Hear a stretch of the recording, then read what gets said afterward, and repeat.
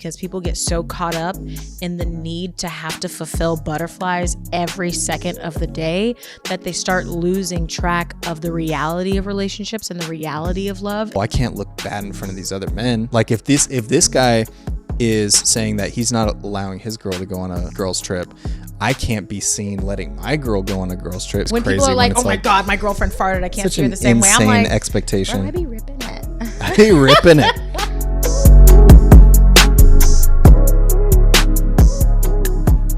What's up, y'all? Welcome to the Hanging Out Forever podcast. My name is Asia Corinne, your host. I'm here with my boyfriend of 8 years and co-host, Grant Blackwell. What's up? What's up? What's up? And y'all already know the drill. Here we're all besties, and besties keep it real. No frou-frou shit. We finna get into it about relationships. That's what our podcast is all about. That's true. We try to keep it in that realm because I think that that's where we know best when it comes to what we can share with the world. We're well vetted in relationships because Yeah. we've been together for so long. So we like to consider ourselves experts in the field. But anyway, Yep, I would. let's go ahead and get into today's topic. Let's do it. Are you leading?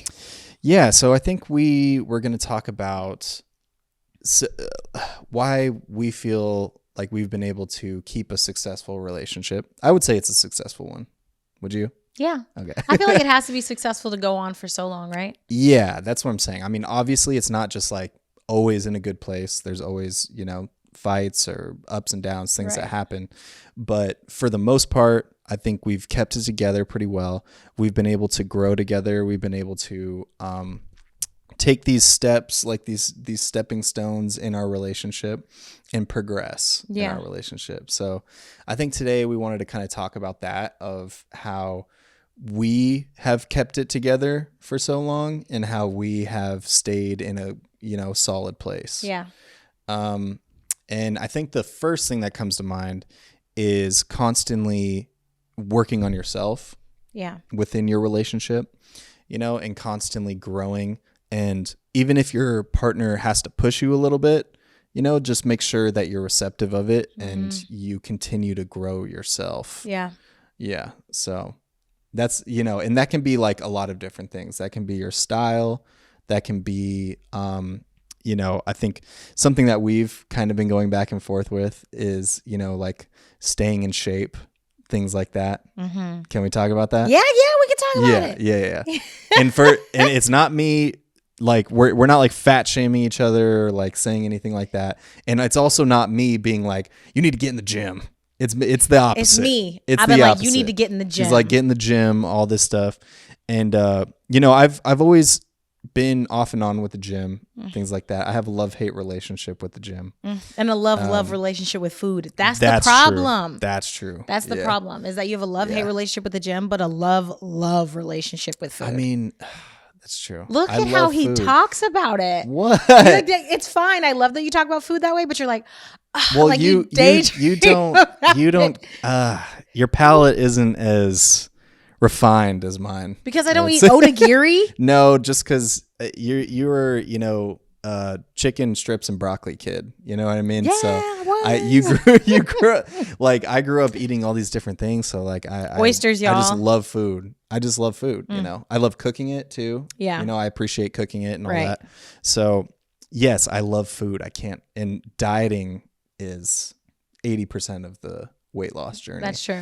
Yeah. But I've always kept it together somewhat, you know what I mean? Like there will be times where I gain weight and times where I'm like, okay, I need to chill. I always have that threshold for the most part. For the most part, it's there. I don't think you have a threshold. I do to a certain extent. I would not look like this if I did, you know what I mean? Like I still like you wouldn't look like this if you had a threshold. No, because I'm talking about like I would be much bigger. I would be much bigger if I didn't have a threshold, obviously. So there is a threshold there. I'm trying to tighten it up though. You know what I mean? Mm-hmm. I'm always working on myself. That's what we're talking about. Right. We're working on ourselves. And trying to keep, my style looking good, and you do the same too. Clearly, y'all, I look so cute today. Sorry. Obviously, she looks beautiful. But, it's important too, and you don't have to spend crazy amounts of money and stuff like that. Like, I've definitely been on a budget when it comes to my apparel and like the clothes I buy, things like that. You can find good like vintage stores. You can find like good secondhand places. Yeah. And find some cool stuff. But yeah, I mean, just things like, it's little things like that that really help your relationship and really help you keep that interest towards one another.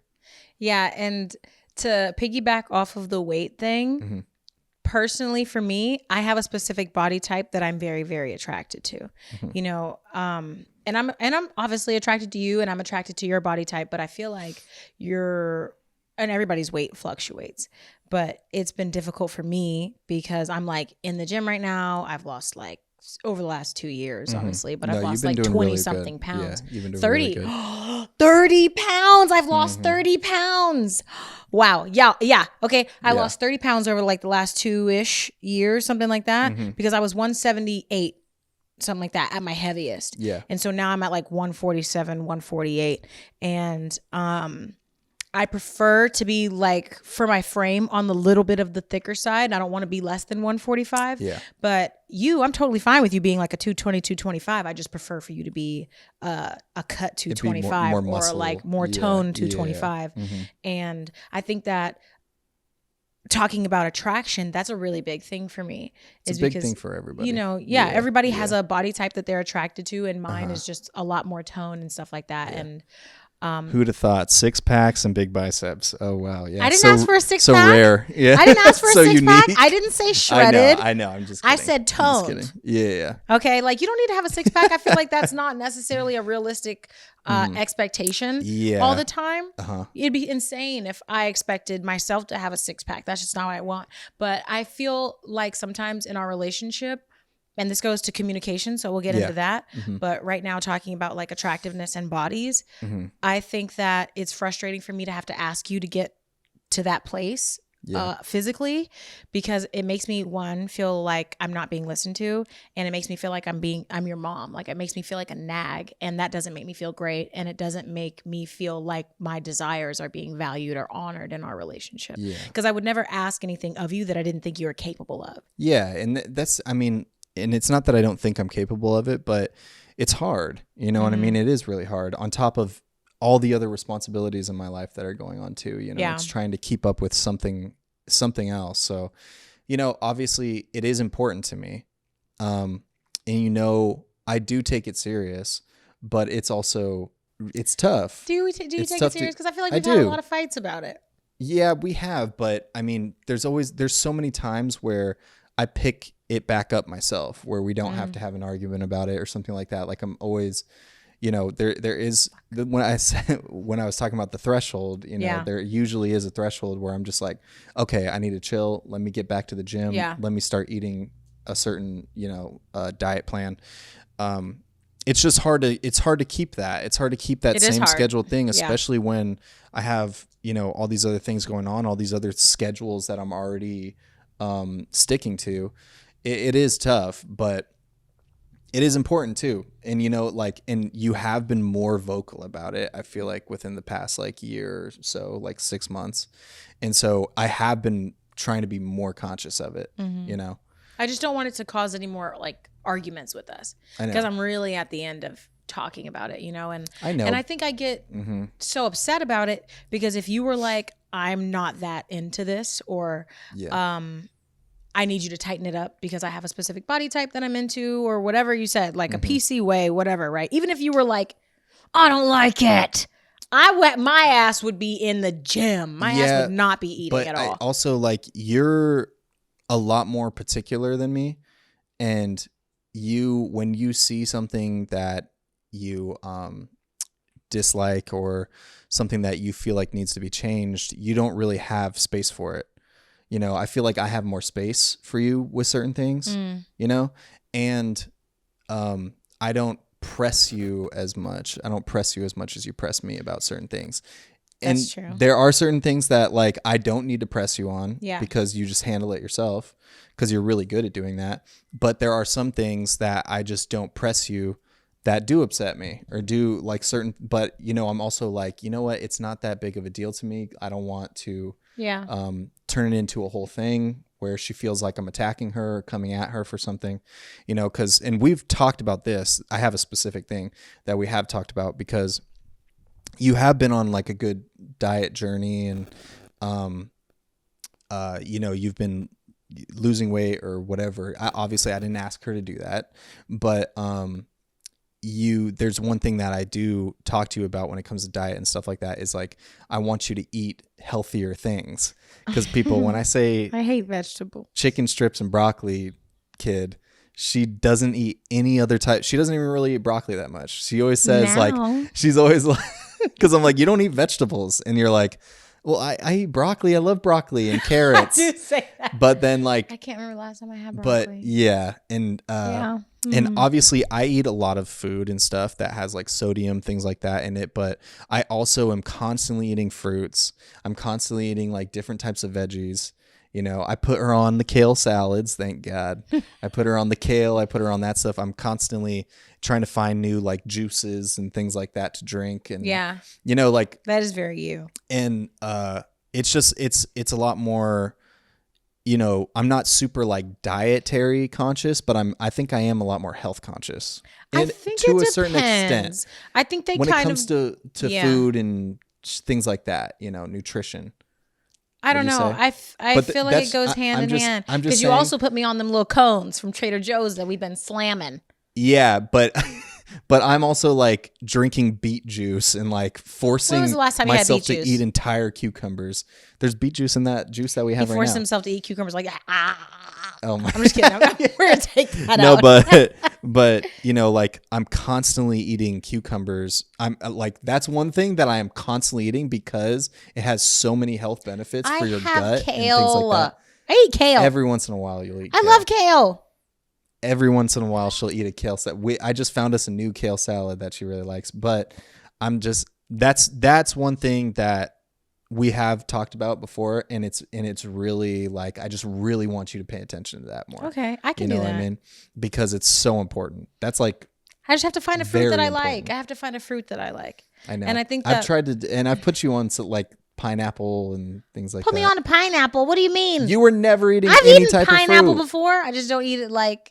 But I was getting like the fresh pineapples, cutting it up myself and stuff, and she was like, "Wow, this is delicious." So I have eaten pineapple. There's certain before, things, but and I understand that, and I know that that's not that difficult of an ask, but like, I guess to end the body conversation is if you told me that I was getting a little out of whack and that you wanted me to lose some weight. Immediately I would do it because I would immediately do it. You wouldn't have to ask me twice. Yeah. Because it's a very high priority that I am ideal for you. Yeah. You know what I mean? Or ideal for myself, of course, because if you were like drop down to something unrealistic, then I wouldn't do it. But I'm not asking you to accomplish something that's not within the realm of possibility. Yeah, and I know it's real. It's super, realistic. It's realistic. Yeah. And I'm also not being like, you need to be 190 and blah, blah, blah. No, I'm just like, get tone, lose a little bit, you know?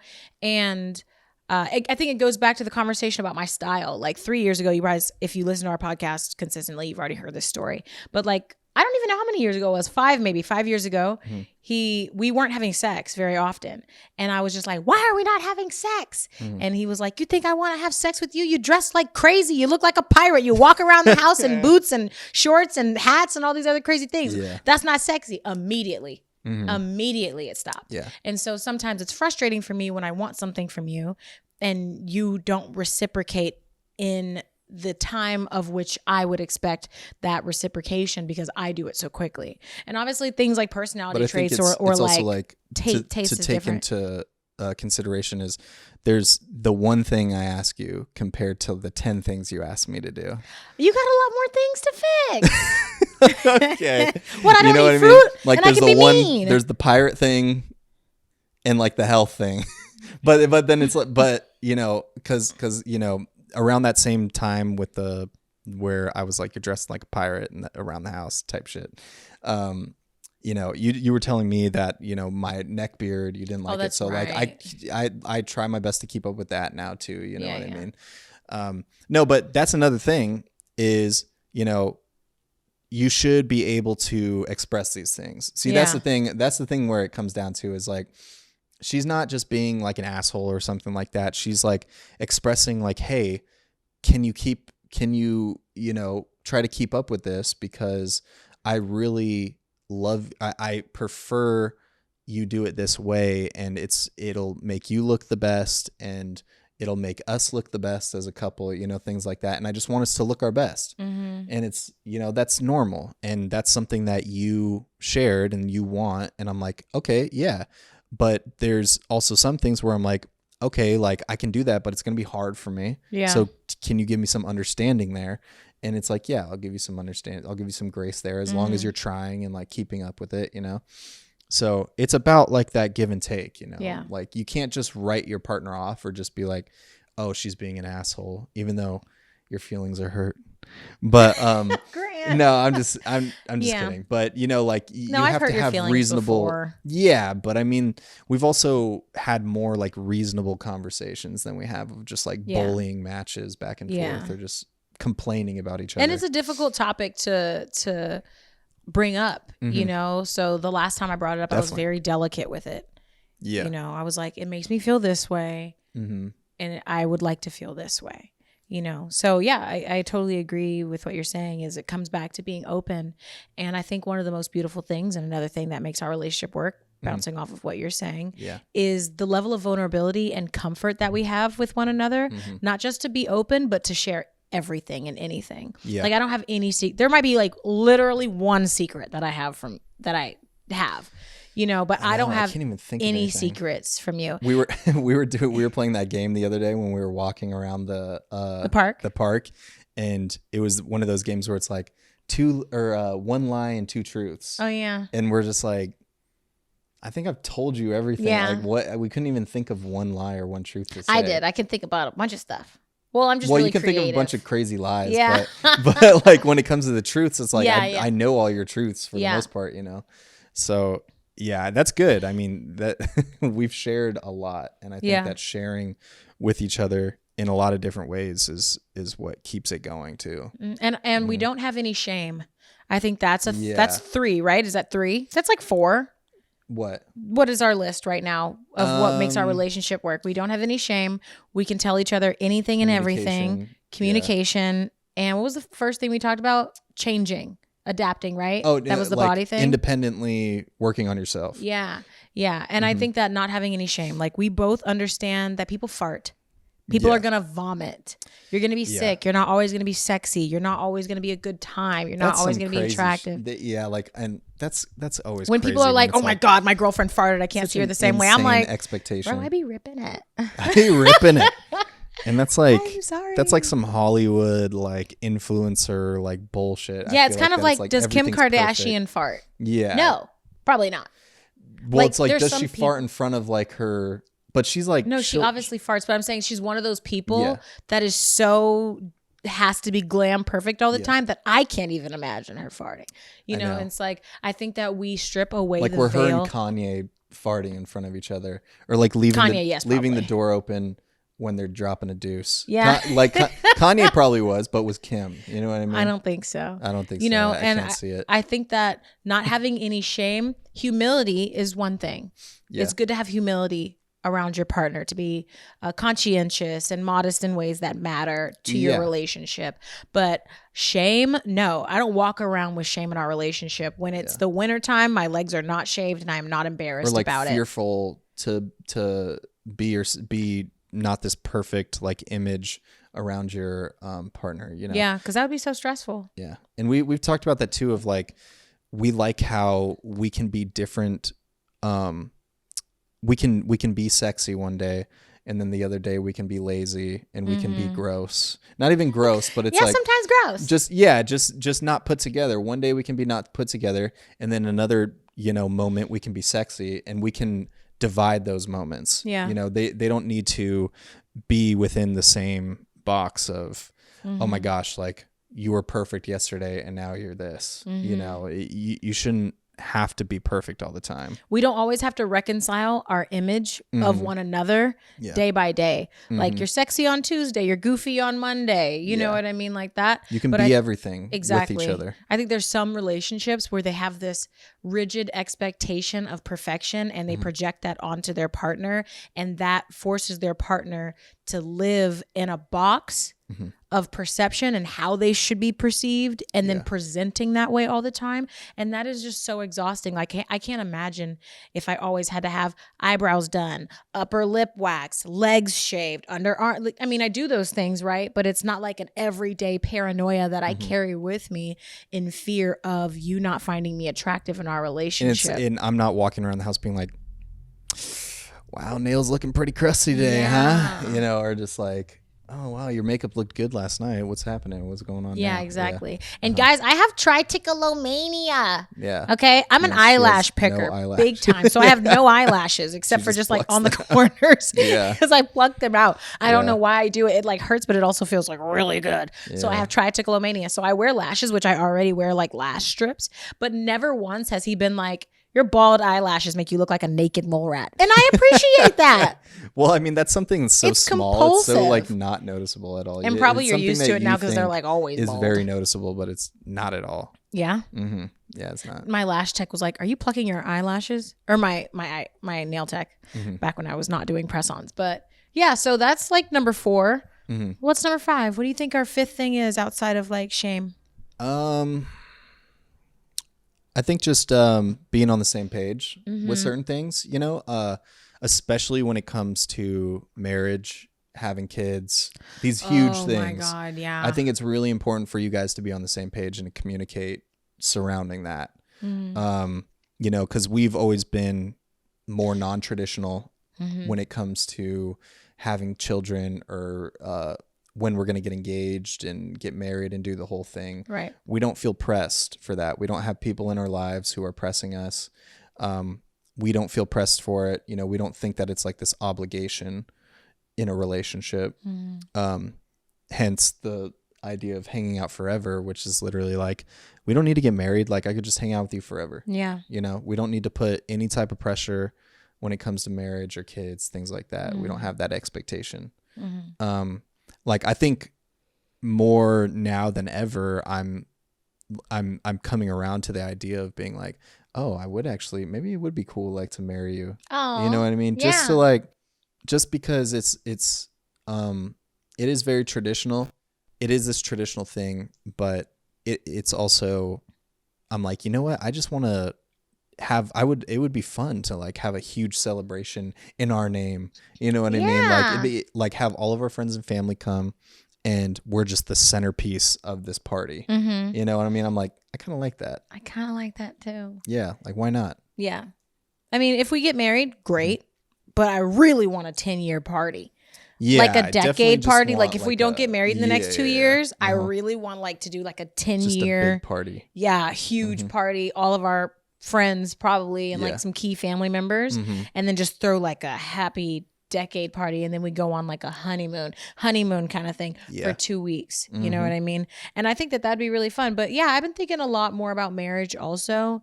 I think that for me, I could do it. I'm just not ready to do it until I have a lot more set in stone with where my life is going. Yeah. And that's really only because that's the thing too, like that we've always thought. And I think marriage. That we're on the same page about that. Like, and I feel like the same thing. Like, yeah, let's have a party in our name. I love asking you questions about getting married. I'm like, if we got married, what would be our rules? If we got married, what kind of dress would I wear? Yeah. If we got married, are kids invited? you know? And like, oh, if we got married, I want to have a gelato cart or whatever. Yeah. You know? And so I love that we are able to dream about it as a possibility. I just know that for myself, in order to relax, I would need to be a lot more solidified in my career because I don't just want to ever be defined as a wife. And that's, I think, my biggest fear in our relationship. Not that you would hold me to that expectation of wifehood, but my mom was, you know, a housewife, a stay-at-home mom. And I think that that is such an honorable task for anybody to take on who can do it. That, they do that. And that's their whole thing. Yeah. I just don't think that being a wife would ever be enough for me. And I need a lot more certainty in my personal life with where I'm going with my career, I think, before I took that step. Because if nothing happens for me the way I want it to, and I'm only ever a wife, that would spiral me out. That's just not enough for me. And I think that that's enough for a lot of people. Like, oh, I want to be so-and-so's wife. And I love that for them. Yeah. I would want to be like, I'm a filmmaker, I'm a director, I'm a podcaster, Now I'm ready I'm to a be a millionaire, wife. I'm a wife. Yeah. Not even ready to be a wife. It's just I want there to be a little bit more guarantees about my future, because I hold myself to such a high standard that if I'm not doing the things in my life that I expect of myself, and I'm a wife, I'm going to put more pressure on that wifely role and my identity as a woman, because I'll be like, wow, all I am is a wife, or I'm not wife enough because I don't have this, and this going on. Yeah. Or it's like, I failed at these things and now I'm just a wife. Exactly. Yeah. I failed at the things, and I'm not we going to wanna- fail, and but yeah. And I mean, we both have that same idea of like, we want to iron out some of the, wrinkles before we take that extra step, because it's like, we hold it, in high regard and to a higher standard, Yeah. And, I think that's good, because I think that when you start to think of marriage and something like that, which is a huge commitment, it really is a huge commitment. When you start looking at it as just like this fun little thing that you want to just do with this person, and no matter what position in life you are, or where you're living, or you're not even really taking those things into consideration, right? Yeah. It cheapens it almost. You know what I mean? And I mean, obviously it's all about perspective. Yeah. But for us, I think it cheapens it a little. Like, if we're still in the same apartment and we're still,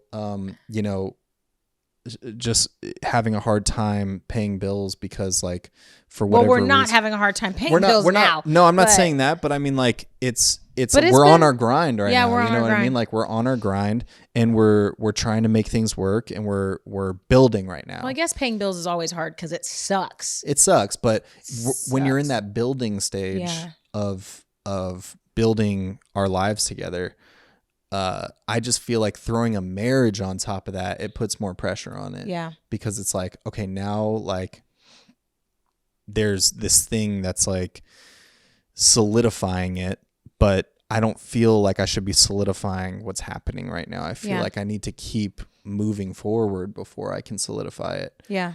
And it's strange because we don't like we don't think in like a traditional way with certain things, but that is pretty traditional when I think about it. We're because we're like, marriage is like this huge thing. Yeah. You know what I mean? Like, and traditionally, marriage is a huge thing. Like, but I think traditionally people are like, let's get married and then we'll figure it out, which we are not like that and at I all. think that it comes down to people's expectations of their lives too. You know what I mean? Like, it comes down to our standards compared to their standards, or what we feel we want to build in life compared to what they want to do.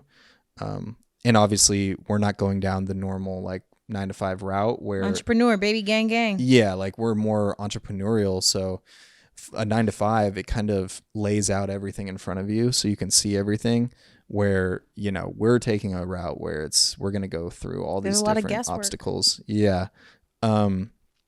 And I think at the end of the day, it comes down to that. It comes down to how you perceive it. But for us, we're on the same page with it, where we hold it to a high regard, and we just want to solidify some more things in our life before we take that leap.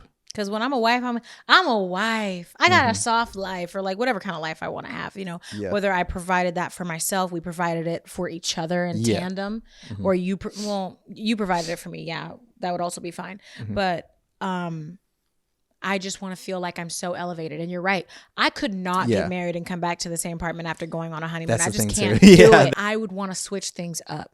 I don't want to come back.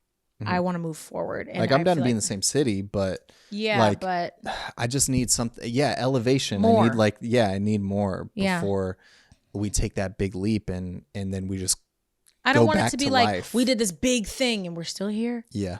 And I think that there's a lot of people that do get married, and that's great. I love that they can take that leap of faith and they're so whimsical about it, but I just couldn't come back to the same things that I've been grinding to get out of. Yeah. Now a wife. But that goes into what makes our relationship work. And that's our personal politics are exactly the same.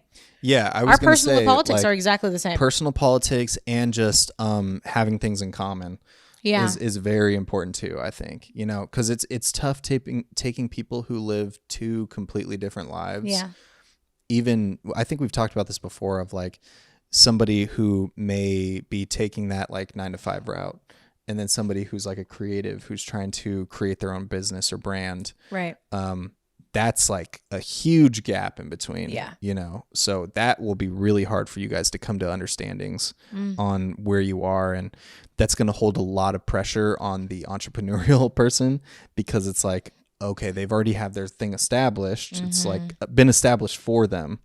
And I'm trying to establish something myself. Being an entrepreneur is a grind. It's a grind, and something that really helps us too is that we're able to help one another, because we're not just entrepreneurs, but we're both filmers and have director. We have like film backgrounds. Yeah. And we can help each other out. We can, you know, if you need something finished up, I can finish it for you. It's literally like we can help each other in a physical way, in that way. And that's brought us closer, you know, for sure. Yeah. Yeah, we're able to bond over it. Yeah, and not only are we able to bond in our work, we have so many things in common. We love the same TV shows. The only thing that I watch that Grant hates is like hardcore horror slasher films. He'd be like, I'm not into that. He'll still watch it with me on occasion, but it's not like appreciate he wants to watch it. You know, it's just like, will you watch this with me? Sure. I mean, she likes insane like slasher stuff with like people getting their heads chopped off and stuff like that. And like that's not that in crazy. Like 30 different ways. Oh, that's the crazy part. It's like, is the 30 different ways. It's like the same horrible, like graphic, gory violence, just in like different ways, packaged up. But in different Saw ways. is where I draw the line. I can't watch Saw. It's too real. Yeah. It's too real. Because all these other situations are just so insane that I'm like, oh, that would never happen I feel to like anybody. Saw is like the less real of them all. No, because he'll be like, you're a photographer and you exploit people's lives and you follow them around. I've been following you around. Here's how it feels to be watched. And then he'll have like a bunch of like cameras on you while you're baking in like a sauna to death. That's crazy. It's crazy for sure, but it's not as likely than just somebody like it just coming feels in too your personal. house and murdering you. Yeah. I don't like him. I don't like him. But you know, we have a lot of things. Grant loves a good chick flick, so I love that about you. God, I love that about you. Because I'll be like, have you seen Bridget Jones's Diary? And he's like, no. And we watched it. He said, that was a great movie. Yes. I love that about you. Well, because I like the opposite of horror films, which is like chick flicks and like rom-coms and like just feel good stuff. I love watching feel good stuff. I know. It's funny as a filmer, and I love watching like just like feel good bullshit, because like you would expect me to like oh, this Scorsese. this 1997 film that was shot on like, you know, whatever 35 millimeter. Yeah, but it's not really I don't go that deep with it. But yeah, we have a lot of different things in common. We both are not really into sports. Yeah. Which I think is because if I was like a huge crazy football fan, and I think this is with a lot of guys, you know, like they're a huge football fan and like their wife is just kind of like doesn't really care about it. But then you prioritize this thing like sports, sometimes maybe not over your wife, but you're like, Sundays I'm watching this, you know what I mean? Like Sundays I'm on the couch and I'm watching football all day, you know? And it's like, I don't care what happens. I don't care what's going on. Like I'm watching football that day, you know? And so that takes away possibly time of you guys being able to bond or something, you know? Cause we like are constantly bonding. Like we watch the same, like Sundays people watch football. Thursdays, Grant and I are watching MasterChef. Sometimes even the reruns. You know what I mean? So like we're just on the same page with everything. Yeah. And with there a lot are of people. Things. Yeah. There are people. Yeah, with pretty much everything. But yeah, there are a lot of people that enjoy sports. Great for them. Sundays or are gamers. And you're not like that. Oh yeah, that's a big one too. You know what I mean? And that's fine. That could work for some relationships. But I know people whose partners, whose boyfriends are gamers, and because of that, they don't spend any time with their boyfriend. I know. It's and like I'm you like, go to work, you come home, you play your game all night. You and it's game. Like, Yeah, that's a huge one. I feel like this friend of mine just had a baby recently, and her boyfriend gets off work late, like 11 p.m. pretty consistently. Yeah. So she's already in bed by that time. And the baby, I guess, religiously wakes up at like 1 a.m., 2 a.m. And when he gets home from work, which is around 12-ish, he ends up going straight to playing his game.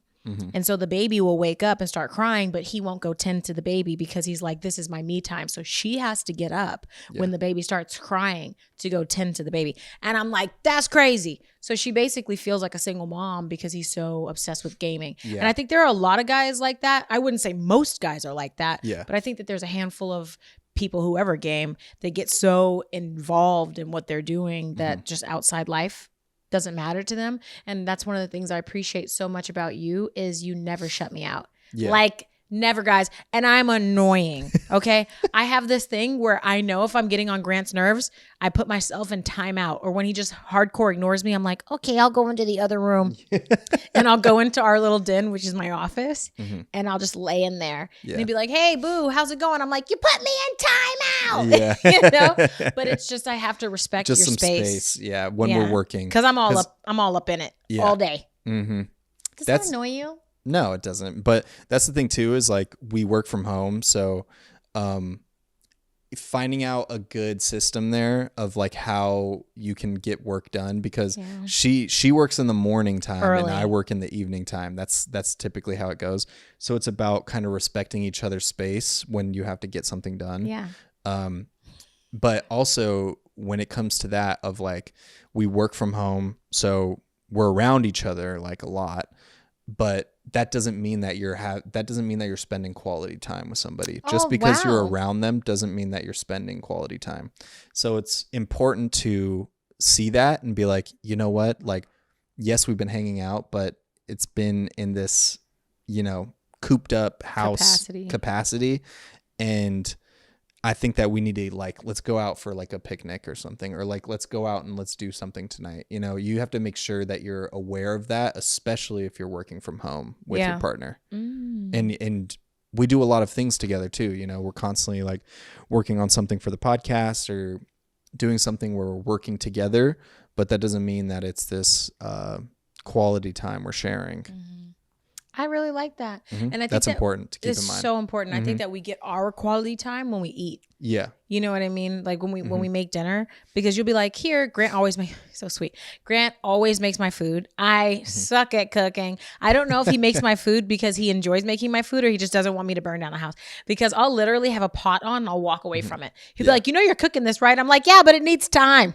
You know, like I'll make bacon and walk away. As like high as possible. And she's like, that'll do. I hate cooking. It's so cooking like cumbersome. Is about like time patience. and precision and patience. I was trying to throw the bacon in the pot, let the thing fizzle. Orchestration. And then that's come the back. biggest thing. Like, I don't mean to put you on yes, blast you do. You right want to now, disparage me. but, Drag you know, me. there will be, you know, she has to chop onions here and do this, but then she'll start cooking the meat first, and then you have to chop all these onions and chop all these things, and then she just kind of does like a half-assed job of it and like just throws it in the pot. But it's like, it's about orchestration. It's about like preparing everything first and then cooking. It just makes it way more simple. It's so boring. Cooking is so boring to me. You know, I like baking timely though. and all together. Yeah. But cooking is incredibly boring and mundane. So like, there are some things that you're good at though that I'm not good, like baking. You're good at baking. Yeah. So like Grant will always make my food, which is really sweet. And he'll make my food first and then he'll make his food, which obviously works in two ways, because like once Grant makes his food, he doesn't want to get back up. He just wants to eat. But also he just is really sweet and he wants to make sure I got my stuff. Really slow. So like, so I'll make her food for her first and she'll be like halfway through, and then my food will be ready. And then we finish at the same time. Yeah. But there's sometimes where I'm like, I don't want to eat if you're not going to sit next to me while we eat. That's true. While I eat, because I feel like it just doesn't feel the same. But another thing that has made our relationship work over the last 8-9 years is that we genuinely like each other. That's true too. That's a big one. Yeah. Like we like each other as people. I think and I see it on Twitter a lot, where guys will be like, and even maybe women, but it's really just I just pay attention to the guy stuff. They'll be like, oh, my girlfriend's coming over today. Ugh, she's annoying. I know. It's and crazy. then people are like, I don't think you like her, I just bro. want to hang out with my homies. I'm like, why? Yeah. I think that we genuinely like each other, and we genuinely enjoy each other's company, whether or not it's exciting or mundane. Yeah. I think that that's really important because people get so caught up in the need to have to fulfill butterflies every second of the day that they start losing track of the reality of relationships and the reality of love. And to me, butterflies feel great. And I still get butterflies, but butterflies are just anxiety. It's literally just anxiety. Yeah. And I love having that feeling every once in a while because it makes our relationship feel like new and sexy and weird and like, you know. But I also think that I genuinely like you as a person, and that's what has kept our relationship. That's the foundation of our relationship. Yeah. And that kind of goes back to having similar interests, you know, of like we're actually genuinely interested in one another and what we have going on. You know what I mean? Like you're working on something, a project, and I'm like, damn, that's so cool. Do you think what I'm working on right now is cool? Yeah, everything you got going on is cool. You know what I mean? Like, and I'm like impressed by it, and I'm like, wow, like this is fucking awesome. You know, so that is a huge part of it too. What else? I think that maybe other stuff. Respect, obviously. Patience. I think allowing your partner space for growth. Oh, this is a big one. Yeah. Is taking into account who your partner is and loving them for that, with no expectation to change them. Obviously, you want to enhance certain things. Like before in our relationship, you didn't take any initiative or very much initiative. And I was like, I need this if we're going to continue. And so then you adapted and you did that. Yeah. But I think things that are a part of people's core personalities, to have expectations that those things will change, that will always haunt your relationship. Gotcha. Like, I like to read. I've never seen you read a book once, you know, but I'm not going to be like, Grant, you better read a book, because that would be an unfair expectation to put on you. And then now I'm forcing you to live under the rule of my thumb, you know? And I feel like sometimes like I can get a little oppressive in relationships where I'm like, all of these things, I need them, you know? I'd rather just watch a YouTube documentary on what the book is talking about. And that's fine. As long as you're like educating yourself. Yeah. Like I couldn't be with somebody that never educated themselves. I don't know what it is, and I'm like, this might sound crazy to say this, but it's really like hard for me to just sit down and just read words like on paper. I can do it on my phone actually. Like I've you like read articles? Like I read random articles and stuff like that on my phone, but there's something about like the words on paper that it doesn't stick either. Like I'll read it. I'll be reading for like an hour or whatever. And then get like whatever, like there was a point where I was like, I want to start reading books. You know what I mean? Reading books. And so like I would sit there and like 30 minutes would go by and I'm like, am I just staring at this? Like I would like catch myself like, is this what reading is? It's not retaining anything. Like I'm not remembering what happened 2 pages ago. I don't know what that is, but it was not good. It wasn't good for me. Like I need to hear it. I need to like hear somebody saying it. Cause I think, and we were kind of talking about this today. It's like, you're like, when you hear your thoughts, do you hear yourself talking or do you hear like a voice? Yeah. And I don't think I hear a voice. You don't? Wait, stop and think about something right now. I think of the word. I don't think of like a voice or hearing something. So like what's happening? I don't know Are you seeing the words? No, I'm hearing it, but it's like just, I don't know. It's not my voice. It's not a voice. It's just like. Mine is my voice. When I'm thinking, it is full on my voice. Yeah. Like it'll be like, oh, oh no, see, no, be for real. Like that's was that you just doing a stream of consciousness right just now? now? Yeah.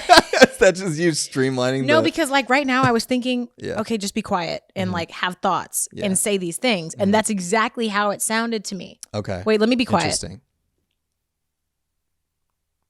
Yeah, the way I'm talking to myself in my mind, I'm like, oh, see, I can't do this. I don't know. It sounds like me. I don't know what it is. When I have thoughts. When y'all have thoughts. It doesn't stick with me. Does it sound like you? That's funny. What does it sound like? Yeah. Like, she's and having like an existential crisis. No, really, right because now I hate it. this. It freaks me out because sometimes I can't get to sleep. And today I was like, I needed to take a nap and I closed my eyes And I could not stop counting for some reason. Like from 15 down Yeah. to 1. I'd be like, oh, stop counting. Asia, stop counting. Sometimes And I then have started that too. counting It's like again. intrusive thoughts that just like, you're just like, I had to get "Stop, up, couldn't take a dang." nap. Yeah, you can't stop them, or you can't stop thinking about it. I have to tell my brain to shut up. Do you ever do that? Sometimes When I'm getting a massage, I'm like, shut up. And then I usually like, I'll put on a podcast or something to like just drown out like the silence, you know? I have to make up some sort of scenario in my head and then like drift off from that. Interesting. Yeah. But yeah, I don't know what I'm not a reader. What can I say? I'm just not like it. I don't retain knowledge that way. It's not how I do it. And like with film and stuff, I'm very visual too. So I like to watch something, you know, I like to watch something while I learn or watch something while I am digesting knowledge. And that's totally fine. I think that goes along with having realistic expectations of your partner, because if you're constantly comparing them to this idea that you have of how they should be and it's not applicable to them as a person, then you're constantly going to be wishing that you were with somebody else, and they are never going to be enough for you, because what you imagine them to be versus what they actually are, those are never going to be reconciled. It's going to be harder for you to see the things that they do bring to your life that are positive if you're just concentrating on the negative. Make a list. Yeah. I've had to do that before where I don't feel grateful for you as a partner. I've had to actually sit down and make a list of things that I like about you and what my life would be like without you. That's something that readers do too. Is it? Like, they make lists. They make like, Grant hates readers. No, but you're such a reader. No, like I feel like that, like listing out your, you know, your hopes and dreams, or like making like boards. What are those called? Vision boards, things like that. I've just never been that way. Yeah, I know. You know what I mean? Like I see something and I go after it, but I don't like it. It feels to me, for some reason, it makes me feel phony, pretentious, or like it's not going to happen. If I'm like obsessing over it like that, I need to just be like, oh yeah, I want to do that. Like, so I'm gonna just do it. Well, how do you? Okay, so like, are there ever issues of you trying to frame in your mind how much you like me and why? Because there have been times in our relationship that have been really rough, like 2 years ago, last year, something like that, and I wasn't sure we were gonna make it. And I was talking to my dad about it, and I was really sad. I was like, you know, I love him. I just don't know how much more I can give to this. And like, I just feel like we're not moving forward. I feel like we don't share the same dedication levels to certain things, like the podcast at the time. Yeah. And he was like, I like Grant, but what you need to do is you need to sit down and write a list of things that you like about him and things you don't like about him. And where do those measure up to? You know what I mean? What's beating the other one out? And so I sat there and I wrote all of these things that I like about you. And then I wrote maybe like 7 things that aren't preferable. But what I like about you far outweighed the things that I don't prefer. And it brought me to a state of peace, because I'm like, okay, I'm just in my head right now about it. And I think that a lot of people get so entrenched in the feeling of uncertainty with their partner that they forget to take a step back. And I am totally guilty of that. Definitely. Because I get so engulfed in my feelings. I get so engulfed in my feelings. I don't overthink stuff as much. Yeah. That everything I don't like, everything that I don't like about you is real. Yeah. And that's the only thing that exists. And then I start being like, why am I even here in the first place? I don't like anything about this guy.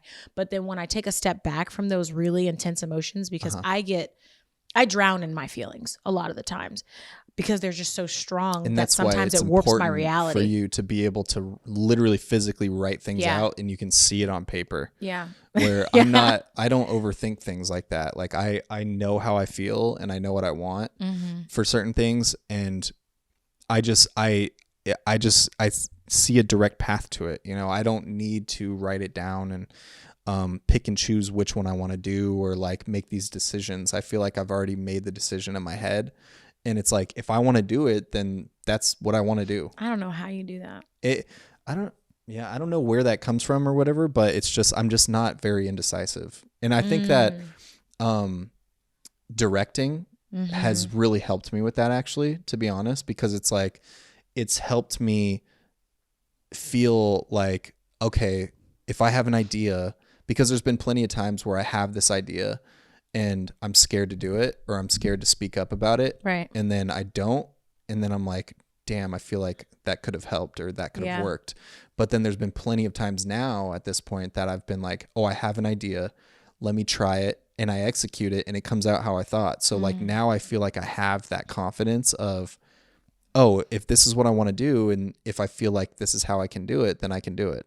I think that's something too, like is you know, I can be decisive about certain things that may be harder for you to pick and choose, or for you to be decisive about. Because when you have an issue or something, you have like a list of people that you call, and you have all these, which is good too. I think it's good to get people's opinions on stuff, but I think that there are certain things that you should be decisive about independently. I'm just sometimes I get terrified of making the wrong decision. Yeah. So I have to call everybody, make sure I'm not making the right decision, because growing up, there were times where I was absolutely berated to hell for making the wrong decision. And so now I have it in my mind that if I don't make the wrong decision, everybody's going to hate me, and I'm no longer going to have love from the people that I love, you know?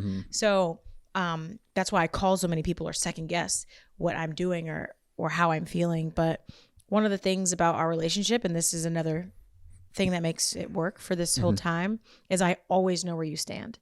And I think that over the last maybe 2-3 years, you know where I stand.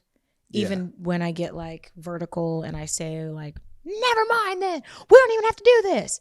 But like, I think that in your core, you know where I stand. And I think our relationship has changed a lot over like the last 2 years. Definitely. To something a lot more stable, and I don't want to say predictable. Present. Predictable. Yeah, predictable. You've always been present, so me being present in that same way. And I know where your commitment lies, and I don't have to worry about waking up in the morning and you not loving me anymore. And that provides me with an incredible amount of safety that I can take with me in my everyday life. I can say crazy things to you. I can make funny jokes. I can like dress ugly. I can be this. I can be that. You know, I can say somebody else is handsome, and you're not taking it as, oh my God, she wants to go sleep with that person. And you know that it's not a dig on or against you. And I feel like that same way. Security within our relationship. Yeah, we have that security in our relationship. And I feel that same way with you. If you say like somebody's attractive, the type of person I am, I'm like, but it really doesn't bother me in my core. You know what I mean? It doesn't. Yeah, I know. But because girls be hot out here, you know? Yeah. And I think that that's one of the many things that helps our relationship work. But a major one, all these other ones are major too. Yeah. But again, this goes back to shame. Sex. Yeah. Oh, yeah. Sex, guys. I didn't even think about that. Yeah. That's really important. That's something that should continuously be evolving. Big three. That's, yeah. Yeah. That's big. And three, I feel like sure. with that, again, there's not a lot of shame, and there's a lot of communication. So if you want to try something new, you can tell me. If I want to try something new, I can tell you. And sometimes I do get embarrassed because I'm like, is this crazy? I'm not sure how. And you're so open to things, but I'm like, how are they going to take this? And you're like, you can just tell me whatever, babe. It's fine. But because I think that in the beginning of our relationship, like obviously having sex was really awkward. And we were, not the whole time, but just like we were very different. I think that, but even that with like beginning to date somebody, it takes a little bit of time to adapt to one another, not even just sexually or like your sexual styles, whatever, just adapting to each other's bodies, adapting to like, you know, things like that, what you're comfortable with, what I'm comfortable with. But but I mean, you have to be open sexually with your partner. Like you have to be, because if you close that door and you guys don't communicate that, and you guys, you know, don't figure out what each other like or how to satisfy each other, then most likely they're going to go try to find it elsewhere. Yeah. You know, or or they're going to break up because it's like, oh, you're just not satisfying. And sex is more important than people want to admit. I will say, girl, you're right. And Grant and I have like a very interesting take on infidelity. We're not going to share it. And we've been faithful throughout our entire relationship. But I think for us, sex is really important. So if you were to ask me for something within the realm of possibility, obviously if it was insane and I said no. I mean, obviously there's boundaries. There's certain you know, boundaries, but if you were like, crazy. Hey, like we haven't done it for 6 months. I really need it. I really need it. 6 months is, And that's crazy. And you kept explaining to me and expressing to me that you needed like that level of physical intimacy from me. and I didn't give it to you, I'm sorry. This is the hottest take of all time. But if you went out and you stepped out on me and I wasn't going through anything, like I'm not postpartum, I didn't have a major death in the family, I just don't feel like it. If you stepped out on me and physically engaged with somebody else, I really couldn't be mad at you. I know that's so hot. That's not that hot, though. No, it's a hot take because people are like, really? no matter what, you should never be unfaithful to your partner. I mean, like, I personally if it was a believe situation, that it's circumstantial. And it's circumstantial in the sense of 6 months where I didn't like move across the world. We or still in the something. same house, yeah. Like if we're still in the same house and it's been 6 months since we've been intimate, like, and you're not pregnant. Well, no, I mean, because you'd still be intimate when you're pregnant, but like also, yeah, if we're just in the same house, 6 months goes by without any type of sex, and it's your fault or it's my fault. Like, I'm not gonna blame the other person for being like, yo, what is going on here? Like, I'm gonna step out if this doesn't change. Like, this is crazy. You know, that's such a long time to go without 6 months, a year. If nothing is wrong, like if I have a huge medical issue, if I'm postpartum. Yeah, if it's like all these. Yeah, if I, like I said, a major situation in life, if it's those things, then like, and you can't wait 6 months, that's crazy. Yeah. But if you just stop. Yeah. And you just cold turkey stop. There's something deeper there. There obviously. is something deeper there's something. There's lack of interest. There's. Sorry, I know that's a super hot take. No, there are people who don't even think that you should be watching sex. porn in your relationship. I don't care if you watch that's porn. Crazy I'd be too. a fool to think that like too. when I'm gone for 2 weeks, a week, which I'm often, that you wouldn't watch porn. Like I just don't have that expectation that you should only ever have eyes for me in that way. People have a weird relationship with porn right now because it's like you're either like super against porn and you think it's the devil, or you're completely addicted to it and it's ruining your life. There's like no middle ground with porn anymore. You know what I mean? So it's like it's screwed in like both directions at because this point. Society's putting so much pressure around it. Yeah, like there's exactly. I could agree with that. Is people think that if you watch any kind of porn, freak. You know, and I'm like, I don't care. Like, I know whatever. Like, I know what you like. And I'm sure the girls that you're watching are thicker than me, have bigger booties than me. It's going to be what it is. I'm not crazy stacked. I'm not crazy stacked. I'd be a fool to think that like, not that you don't want to go out and get that in real life, but it's just like, I'm not crazy stacked. You know what I mean? I got a nice little something going on. Something going on. What kind of something? You got a lot of something. Thank you. But you know, like, I just don't hold that expectation. You're gonna think girls are pretty. I'm gonna be gone for weeks at a time. That's just reality. That's just realistic. So those types of things don't bother me. But I think that being open with your partner, if you were doing it every day, problem. Yeah. See, that's what I meant by like the extremes. Yeah. But you know, we don't have things that we will allow and don't allow in our relationship. I'll be on Facebook and somebody will be like, how could you allow this from your husband? Allow it? That's a grown ass man. I don't know what you're talking about. Allow this of my husband. As long as he's not disrespecting me and betraying my trust, there's nothing really that I could allow or not allow you to do because you're fully autonomous as a human, you know? And I think that that's a pressure that people are putting on women in this modern dating society is how could you allow your girl to wear that? How could you allow your girl to go on a girl's trip? How could you allow? Yeah. She's a fully autonomous being, and so is he. Then it comes down to like the men are seeing other men talk about that. Yeah. And it's like, oh, I can't look bad in front of these other men. Oh God. Like if this guy is saying that he's not allowing his girl to go on a girl's trip, I can't be seen letting my girl go on a girl's trip. You know what I mean? So it's like they're being influenced by that because they don't want to be called out or they don't want to look like a simp or I agree. Whatever it is. Like, you know, I think a lot of people typically do stuff that the same sex is doing. They're usually influenced by the same sex. That is so true. You know, women as well, you know? Yeah. I think that men who talk about modern dating and spend a lot of time on that topic, they don't necessarily hold these ideals of women.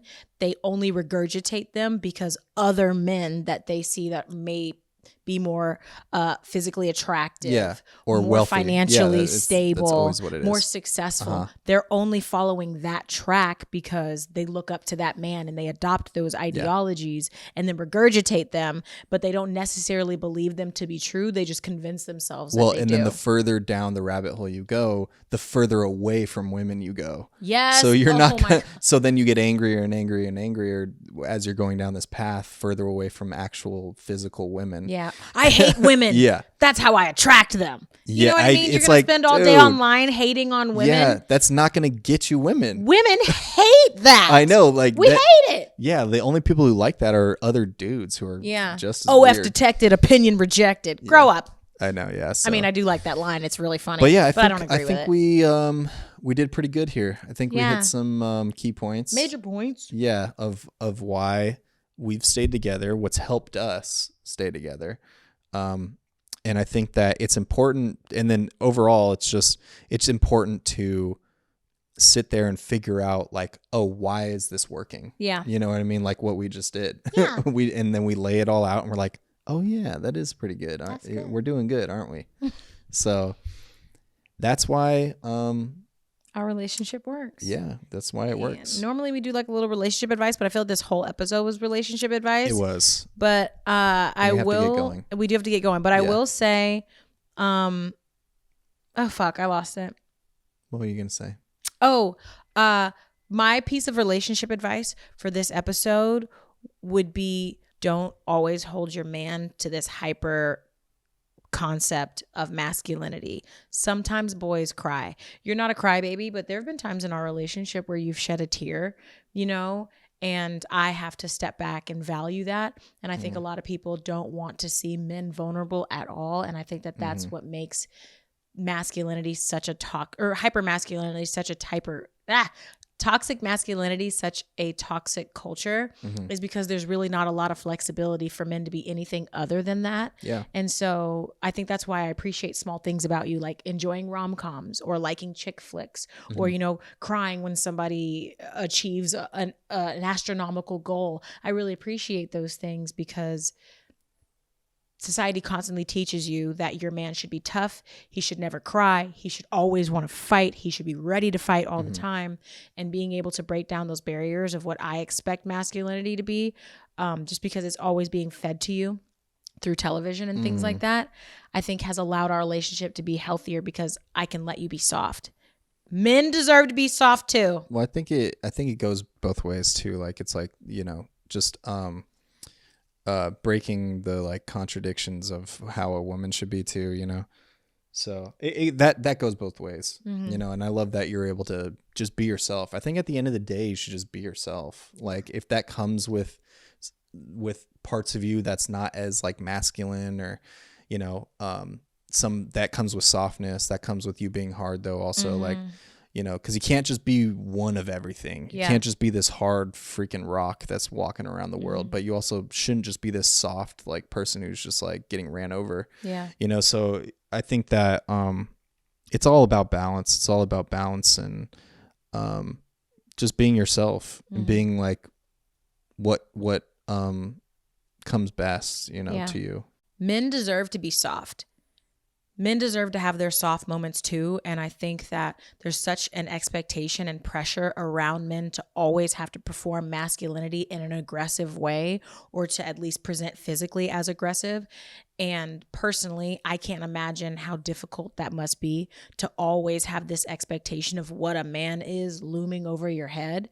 And I think that that's why so many men are confused and so many men are angry, is because there's this pressure of them to have to conform to this ideology that they might not necessarily fit into. And then by not fitting into that, they get angry at women. But it's not always women who are creating those ideals of what masculinity are or is. It's other men. So the construct of masculinity is built on and reinforced by other men. So men need to allow each other to be softer, because I think that women in general are more accepting of that level of softness.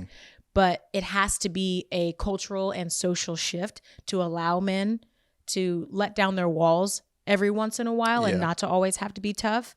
And then the women that they think aren't going to like that might have to have some adjustment period. But I think that that's really a part of the bigger issue. Well, I mean, because it's the same people who are saying that, basically that exact same sentiment of like, women just expect men to just be these hard people, and that's why they do the hard jobs. That's why men have higher suicide rates. That's why they have all these things. But then they'll go, the next minute and be like, don't be a pussy. Go out there, fucking grind.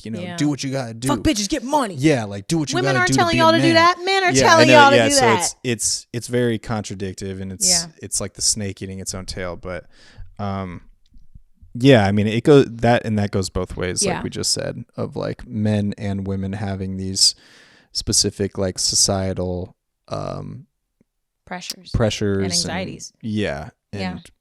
Things that you're supposed to be, but if you go outside of that box, then you're going to be judged. But I feel like the thing is too, is like most people now are saying these sentiments of like, you don't have to be hard all the time if you're a man, and you don't have to be soft all the time if you're a woman. Like that is the new norm. I don't know why people act like that's not. I think like that the sentiment is the new norm. Yeah. Maybe it hasn't been applied yet into society, but for the most part, you see so many people talking about like men need to work on their mental health. Men need to be able to communicate and speak. Like that's a huge thing. Like that's everybody's talking about. But then you do, right I'm going to now. be real. You do also see when men do communicate about their feelings. I'm not saying this happens all the time, but I have seen where people are like, button it up, pussy, men and women alike. Yeah. But I think that's more rare than it is like common at this point. Yeah, well, maybe we'll dive into that deeper on another episode. That's a good topic. Because that is a good topic. That's a whole other topic. But that's why we're together this whole time. That's why we're together. Except for that last part, I guess. Yeah, whatever. Well, we're able to have like good conversations too. That's another thing. Right. Having good conversations with your partner. But yeah, but we have a going away party to go to. We have to go. So we have to go away to the going away party. Yep. But we hope y'all enjoyed this episode. Tap in for more. Again, my name is Asia Corinne, and this is my boyfriend of 8 years, Grant Blackwell. And thank y'all so much for watching the Hanging Out Forever podcast. You can find us on every platform at Hanging Out #4 ever. Go ahead and like, comment, subscribe if you like this episode. Tell us some things that make your relationship work. All right. Until then, we'll catch y'all on the flip side. Bye, babies. Peace.